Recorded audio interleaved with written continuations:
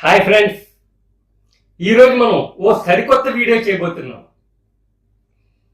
ఇన్నాళ్ళు మీరు కిక్కెక్కే wine తాగుంటారు, మత్తెక్కే wine తాగుంటారు, మతిపోయే wine తాగుంటారు, కానీ స్నేక్ వైన్ తాగుంటారు ఇప్పటి వరకు.